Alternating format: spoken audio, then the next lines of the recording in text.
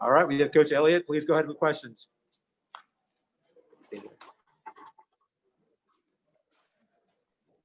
Coach, it's David Hood. I guess the first thing to start with is obviously you were in the box tonight, but this is just a kind of a gut check with the elements type of game. Did it change the way you called plays at all? And then what does it say about your team to kind of fight through the elements and win like that? Right, coming into the game, the original forecast was it was going to be cold, it was going to be wet, it was going to be windy. So obviously coming in, we knew that we were going to have to establish the run game. We were going to be able to have to make sure we had the ability to throw the ball with the elements. Luckily the rain pushed out.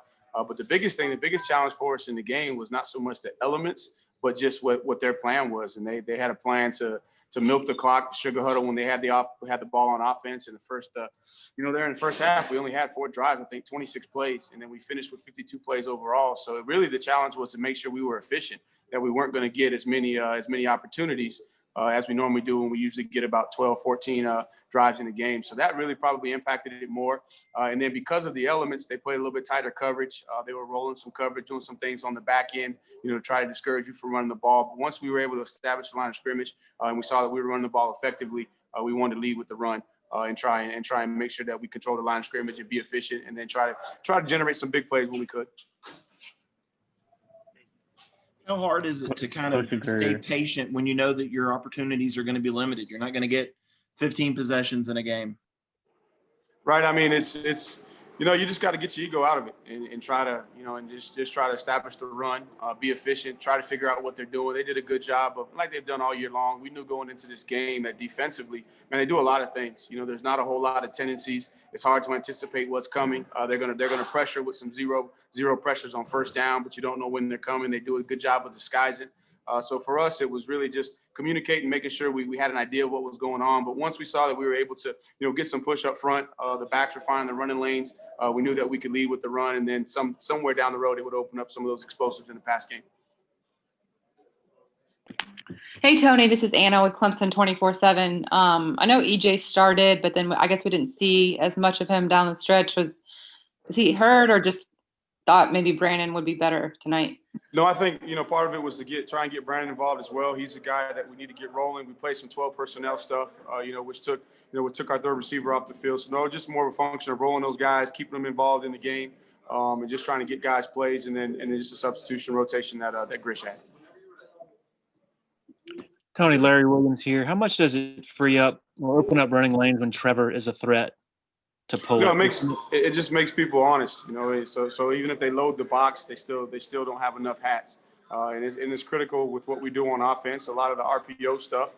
A lot of people talk about the RPO stuff, second level, third level down the field, but just the ability to read that first level defender on the end of the line of scrimmage, it puts pressure on defense. I think the first touchdown we had, Trevor did a really, really good job, of reading the backside in.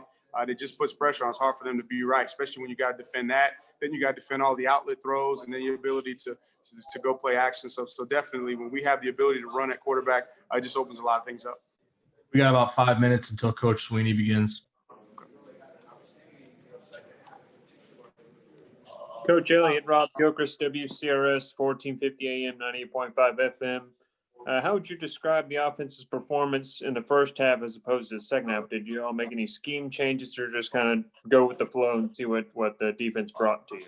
No, I think the plan was very similar in the second half. I thought that we were efficient with outside of the one drive in the first half where we had a 3 and out, but we scored on 3 of the 4 possessions in the first half.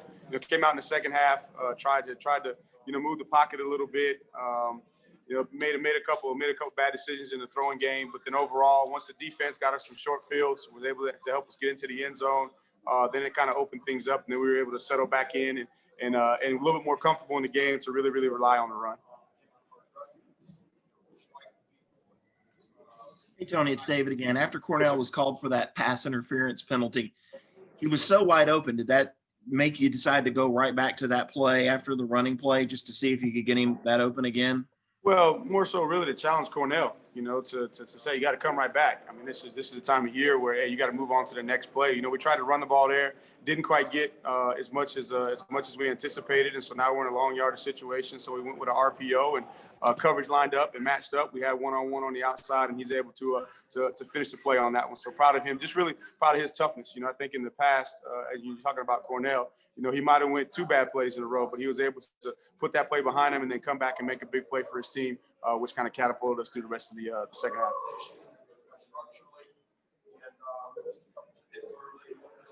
Mark Berman of the Roanoke Times in Virginia. As the running game got going, how much of that was kind of physically wearing My laptop, my phone's all down screwed up. versus God damn it. kind of figuring out what they were doing defensively, game plan wise? Can you kind of broke up on me? Can you ask that question again, please? I say, as the running game got going, you know, how much of that was because you guys started wearing them down versus how much was it because you were figuring out what they were doing defensively? You know, I think it started early. You know, we were able to rush for about 4 or 5 a clip and then pop a couple 8 or 9 ones. So I think the offensive line did a good job. And then it was just kind of a little bit of cat and mouse. You know, they started bringing a little bit more of their run stop pressures that we had to kind of get sorted out. So I think it was more just a function of how the game was going. And again, it was still cat and mouse. You saw there were they had a couple TFLs on us because they guessed right. And then there were a couple of situations where we guessed right and the guys fitted up, the backs found it. So it was more just a function of our guys getting settled in and having an opportunity where the game is in control, where we could just really rely on the run to try and carry us out. Hey, Tony, Lawton Swan. Last week you guys tried to get Rencher in at the end of that ball game at home, but how special was it tonight, given his week that he had, to see him go for 50 for a score? So awesome, man. There's not a more deserving young man in our program. I mean, he's the epitome of what a champion is and everything that he does.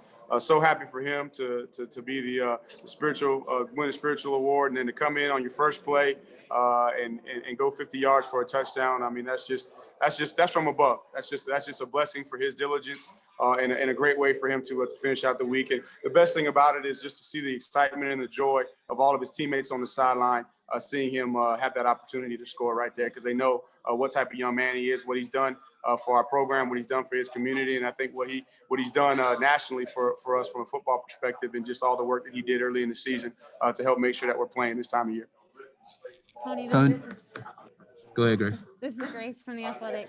What can you say about what you guys got out of Lyn-J tonight? You know, Lyn-J's really put together, 2 back-to-back games. And the biggest thing, and we've talked about this before, the communication of Lyn-J is, man, just be Lyn-J. Travis is Travis. We know what Travis is capable of, but you just be Lyn-J. But also understand, too, that just play within the system. And so I thought he was downhill.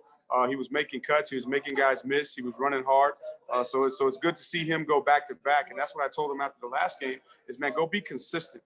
Be consistent in playing within the scheme. And if you play within the scheme, eventually the big plays are going to come. So proud of him. And it's good to see Ches pop a big one there. It's good to see Rencher hit a big one as well. And, wish that we would have had more plays. We only had 52 snaps. I would have liked to have seen Kobe and Mikey get in there and run around a little bit.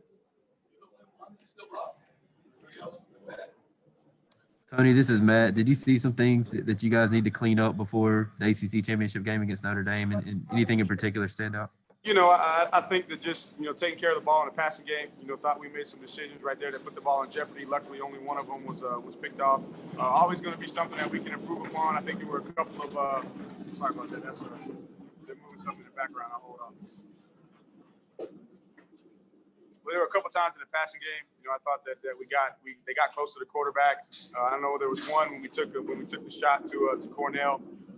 The back missed a looper. They kind of took his man and loop. So there's always going to be things that we can improve. But man, really, really proud of these guys, and they had to do what was required tonight, and it required for us to protect the quarterback when we threw it against a team that is top 3 in the ACC in sacks, and then also be able to run the ball against a team that actually that's what their style of offense is, and we were able to outrush them. So really, really proud of this team for finding a way to win, battling the elements to get themselves an opportunity against Notre Dame in the championship. All right, we have time for one more question.